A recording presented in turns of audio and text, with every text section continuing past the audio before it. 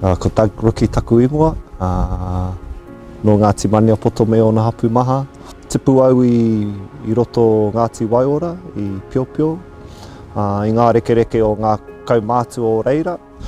E pēnei taku ki mo te tīmatanga o te kaupapa. So tēnei kaupapa i hua mai i te rautaki reo a te Nehenehenui. I tērā wā ko tāna ingoa ko Taitai Haka nui.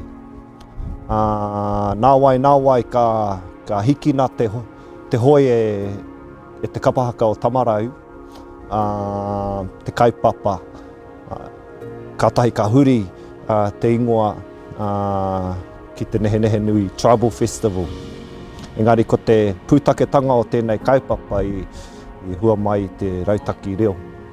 Tētehi o ngā whāinga nui mo te whakaora i te reo, mōrunga i ngā paipai, huri noa i Ngāti Maniapoto.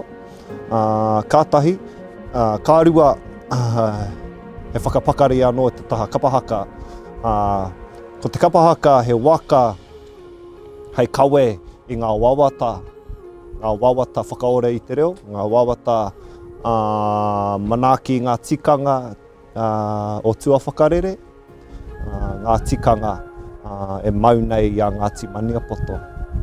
Nō reira, koia ko te kaupapa, koia hoki tāna hanganga.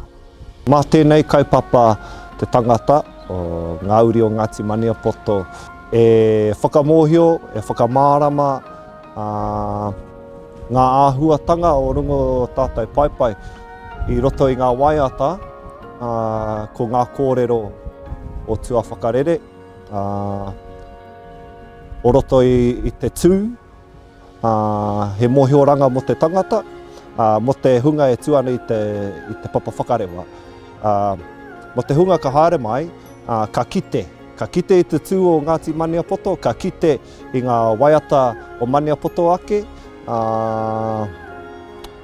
Ka kite anō i o rātou huanga, ka hono anō ki o rātou pāharakeke. E kore koe e kite i tēnei tūmomo whakahaerenga i waho i a Ngāti Maniapoto. Nō reira, ki au nei, koe nā te hua o te haramai ki tēnei kaupapa.